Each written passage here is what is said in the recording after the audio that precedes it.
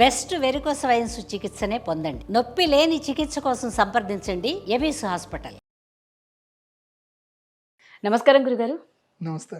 దేవతా వృక్షాలు అంటూ ఉంటారు. ఆ దేవతా వృక్షాలు అంటే ఏంటి? ఇక అదే విధంగా మృత్యు వృక్షం అని ఈ మధ్యకాలంలో వింటూ ఉన్నాము. అసలు ఆ మృత్యు వృక్షం అంటే ఏంటి?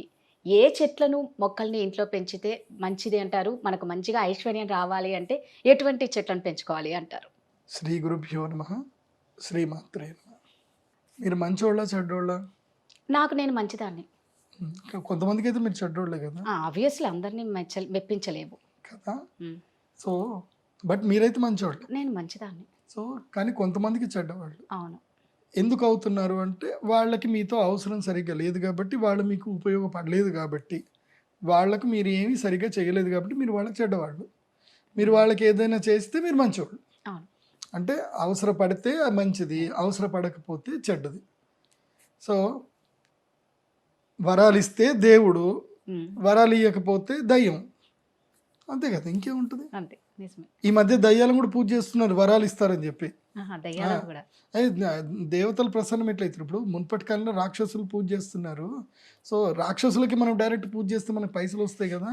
ఈ మధ్య చాలా మంది మందు బాటిల్ పెట్టి రాక్షస పూజలు కూడా చేస్తున్నారు, శుద్ర పూజలు కూడా చేస్తున్నారు. పని తొందరగా జరగాలని చెప్పి. మనకి ఏంది అది, దేవుడా దయ్యమా మనకు అనవసరం. ఎవరు మనకి హెల్ప్ చేస్తారా చేయరా అది మనకి ఇంపార్టెంట్. పని ఎంత, నీకెంత నాకెంత, ఇదే మన బిజినెస్ అనమాట. సో అట్లయితేనే దేవతా వృక్షాలు, లేకపోతే దయ్యం వృక్షాలు అన్నమాట. అది ఇప్పుడు దేవతా వృక్షాలు అంటే ఏమిటి?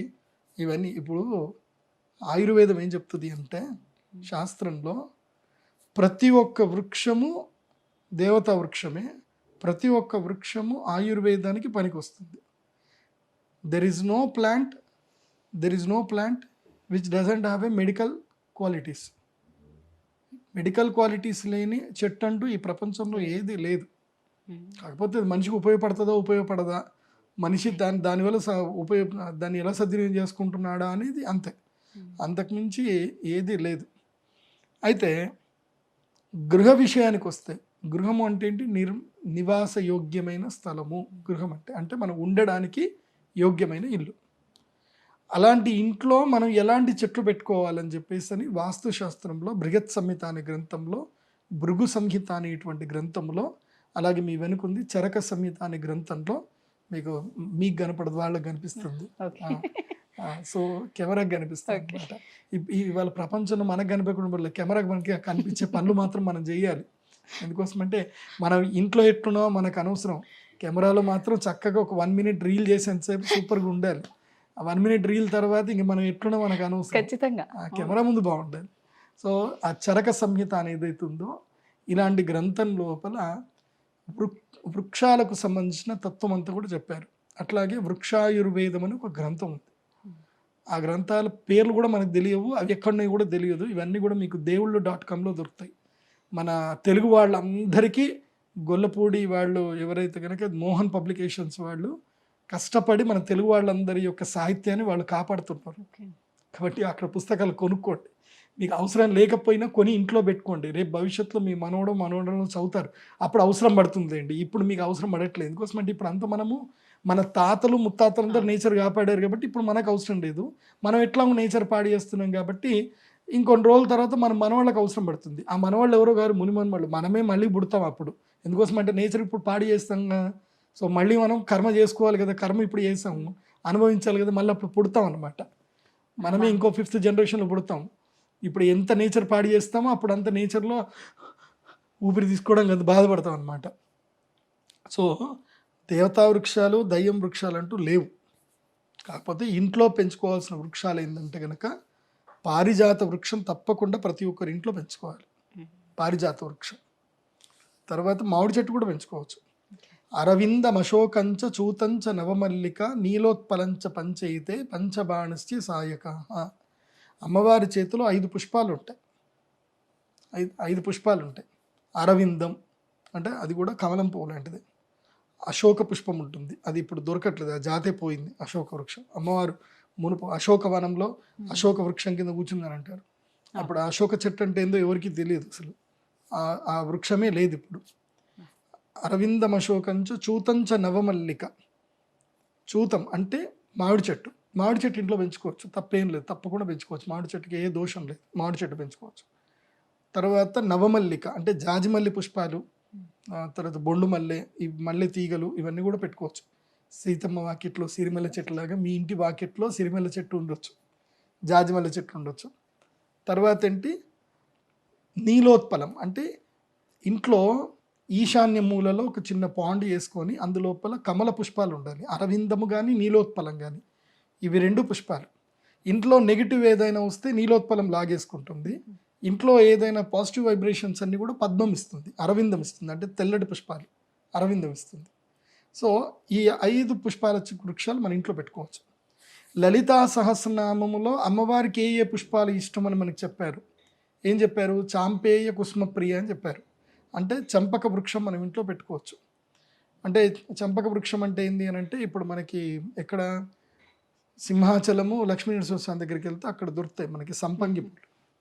ఆ సంపంగి పూల చెట్టు ఇంట్లో పెట్టుకోవచ్చు. ఇంట్లో, ఇంటి బయట, ఇంట్లో పెట్టుకోవచ్చు. మనకి ఏదైతే ఇంటికి సంబంధించిన ఒక గార్డెన్ ఉంటుందో గార్డెన్లో సంపంగి పూల చెట్టు పెట్టుకోవచ్చు. సో మందార పుష్పాలు కూడా పెట్టుకోవచ్చు. ఎందుకోసం అంటే అమ్మవారికి మందార కుసుమ ప్రియ అని అంటారు. వీటన్నిటికన్నా చాలా ముఖ్యమైన ఒక పుష్పం ఉంటుంది. ఆ పుష్పాన్ని మీరు చాలా జాగ్రత్తగా కాపాడుకోవాలి, ఆ చెట్టు పెట్టుకోవాలి. ఆ పుష్పం రోజు వికసిస్తుంది. ఆ పుష్పం ఏంటిదో తెలుసా? చైతన్య కుసుమ ప్రియ అని అన్నారు. చైతన్య కుసుమం అని ఉంటుంది. ఇది ఎక్కడుంటుంది? ఎప్పుడైనా విన్నారా? చైతన్య పుష్పం ఎప్పుడైనా విన్నారా? నేనైతే వినలేదు. అయ్యో, మీ ఇంట్లో ఉందండి. మా ఇంట్లో ఉంది. మా నవ్వులా? మీ ఇంట్లో ఉంది, ప్రతి ఒక్కరి ఇంట్లో ఉంటుంది చైతన్య పుష్పం. ఏమో. కాకపోతే ఈ మధ్య తగ్గిపోయింది, మొబైల్స్ వచ్చిన తర్వాత చైతన్య పుష్పాలు వాడిపోతున్నాయి. ఏమిటో చెప్పండి.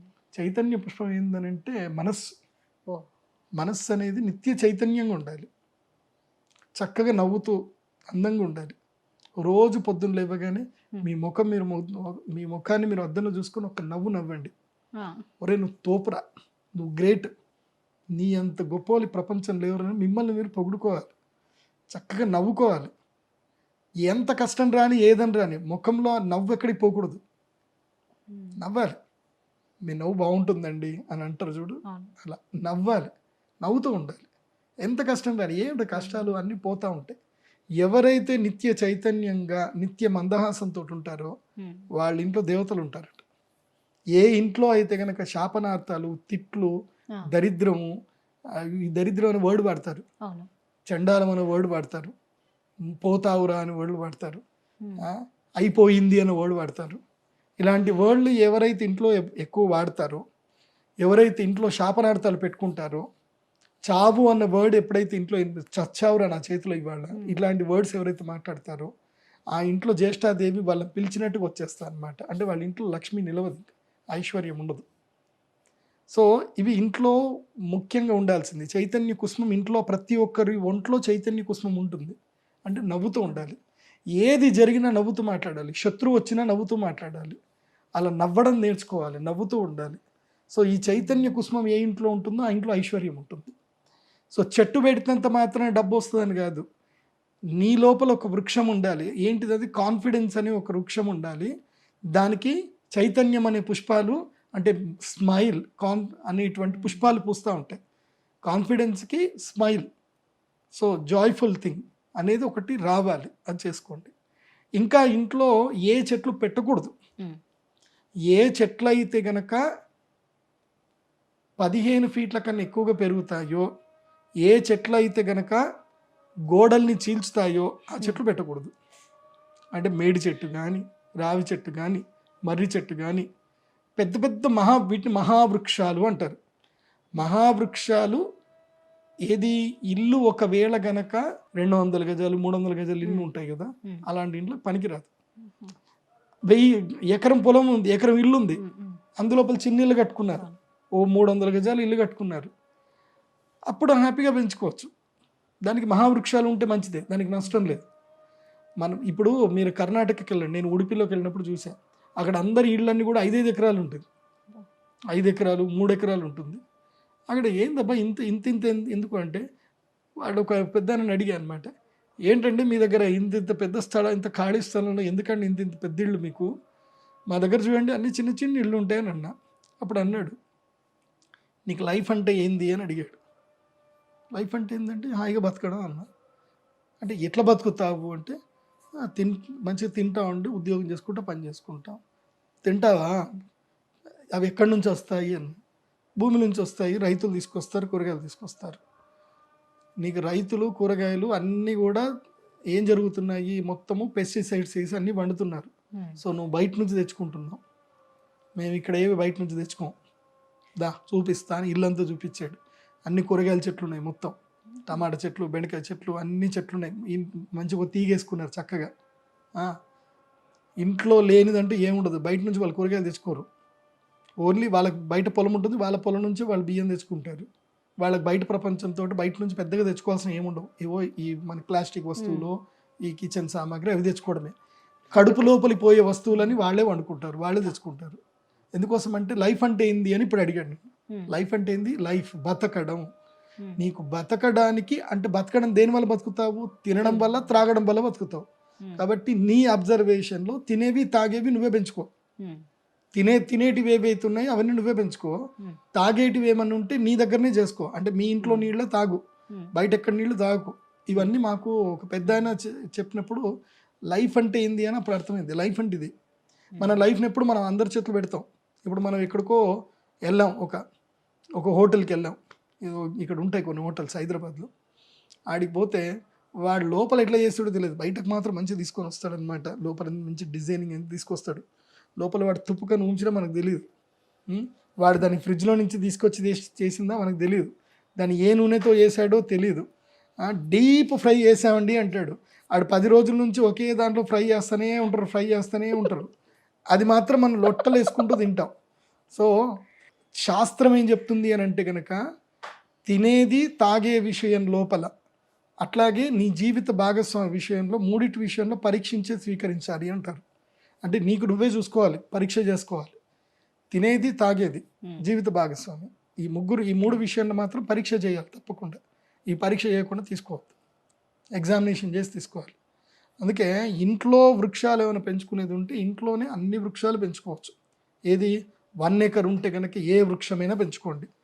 ఏ వృక్షము, మృత్యు వృక్షాలు ఈ ప్రపంచంలో లేవు.